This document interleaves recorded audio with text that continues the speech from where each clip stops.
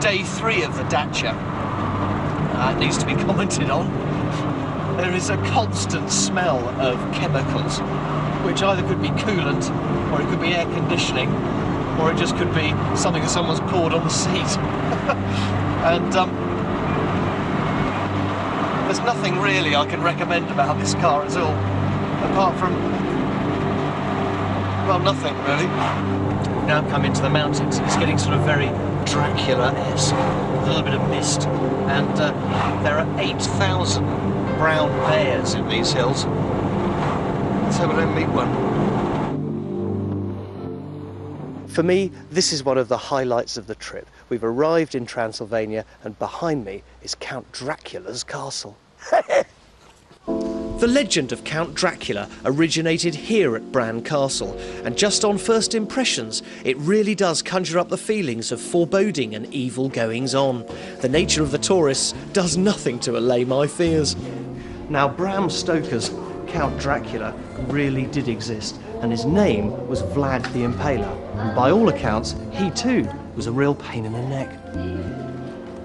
So, Bram Stoker wrote Count Dracula about, or based on, Vlad the Impaler, who sounded a very nasty man.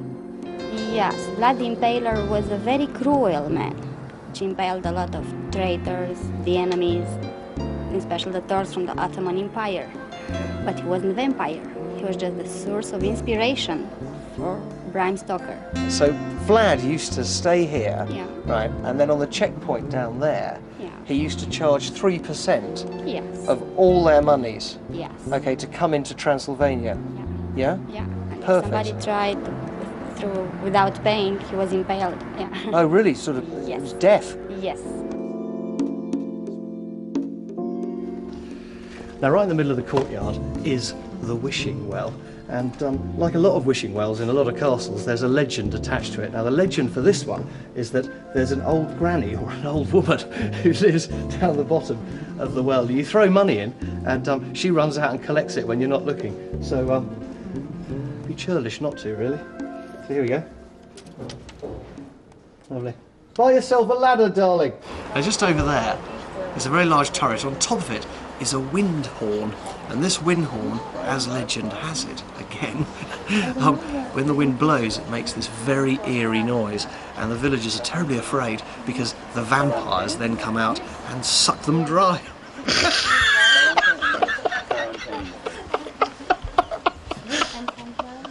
I didn't mean to say that. What's next is a thing called agroturismo.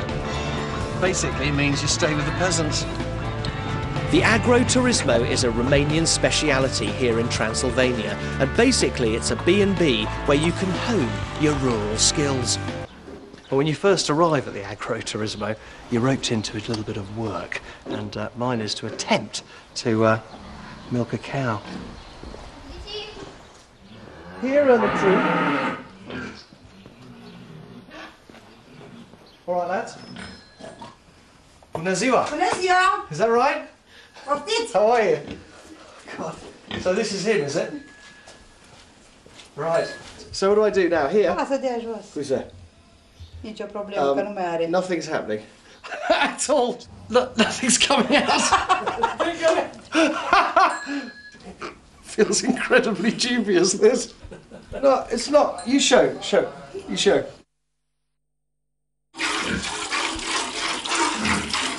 How'd you do that? Okay, let me have a go. I've got it now. Huh? Okay, done.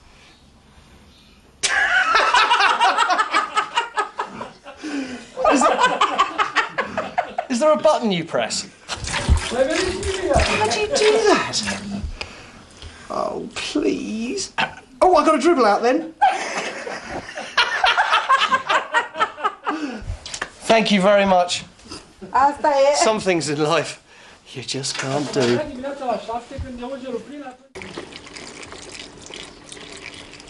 The cow is still complaining.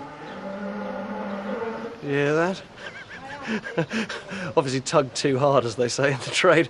But anyway, mine's an early bed.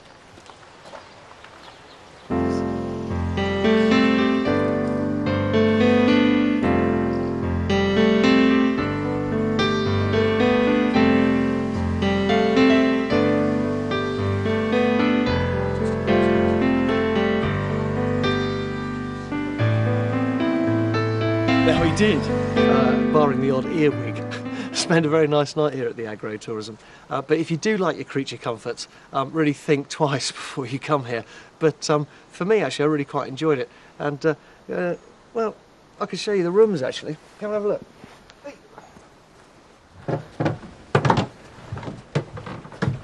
Now remember, it's $15, okay? You get this sort of secondary room to put your kids in or something like that, and they'll put a mattress in or whatever. And through here, though, it's the piece de resistance, which is the bedroom. It's all very comfortable. And sometimes the sheets can be questionable, but these were cool. And also behind the door here, there's a small bar heater, just to keep you warm in those winter's nights. Now this is the best bit. This wood-burning stove here powers all the hot water. And there's only one snag with it when it's burning, is that if you are on the loo, it might burn your leg or something even worse. And this is your terrace, complete with a couple of bottles of cider to keep you going. I think it's going to turn out nice. Got a problem here. Build quality, never a good one.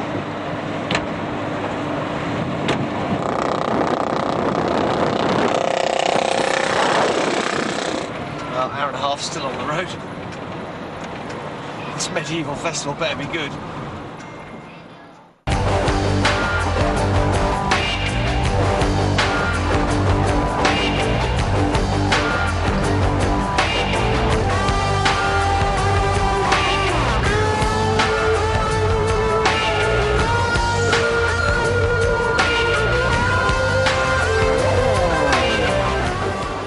Well, welcome to my idea of utter hell.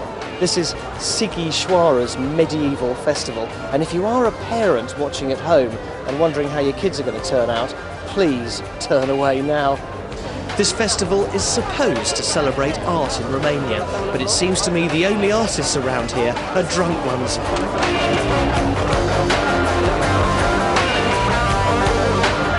The throng is made up mainly of Romanian students complaining and singing about various problems.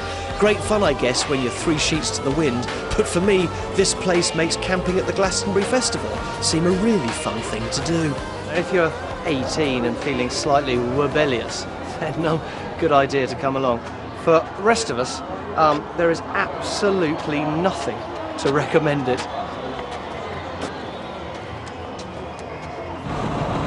Well, things get from bad to worse with the Dacia. We just left the glorious medieval festival. Now the windscreen wipers are packed up and it's raining. So all we've got is intermittent wash wipe. One of which is good and the other of which isn't very good. Now to our northernmost point of our trip before the long haul back to Bucharest, the magical Chores Monastery.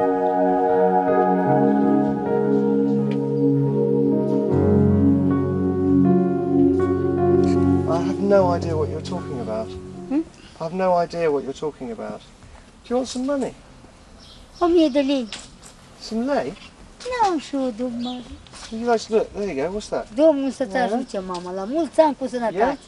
Să trăiești, maică, să trăiască toată familia din Italia. You take care. Să trăiești. All right. And Să-ți ajute Domnul să trăiești. yeah, bye then. Așa. Take care, mate. Să trăiești, mama. Exceptionally nice woman. Arrivederci. Monasteries like Horezu grace the countryside all over Romania, and amazingly lots of them, like Horezu, are being meticulously restored to their former glories. But even amongst the restoration, it's business as usual for the hundreds of faithful who come here on a daily basis.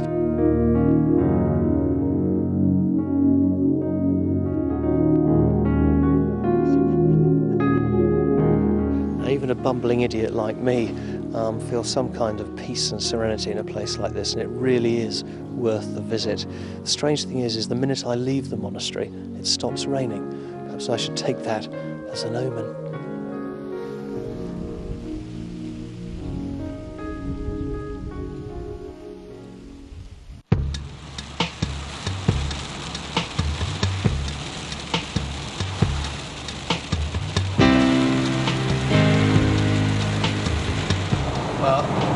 worst nightmares come true, and it's raining. I'd say this is a nightmare, absolute nightmare. On the intermittent wash wipe. That's all I've got. Just by flicking the switch, I'm getting something from it, but I can't do more than 60 kilometres an hour. The intermittent wipe's now changed, so I only get one wipe rather than two. I've got 200 kilometres to go to Bucharest to finish the trip, and I'm doing 20 kilometres an hour behind this truck.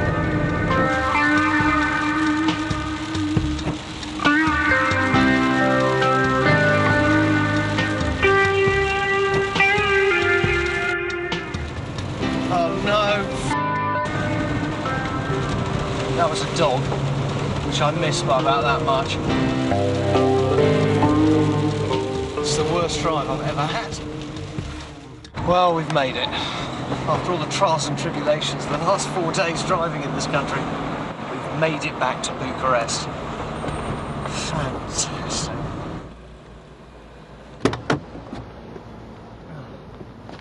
Well, there's no doubt about it. Romania is a true adventure.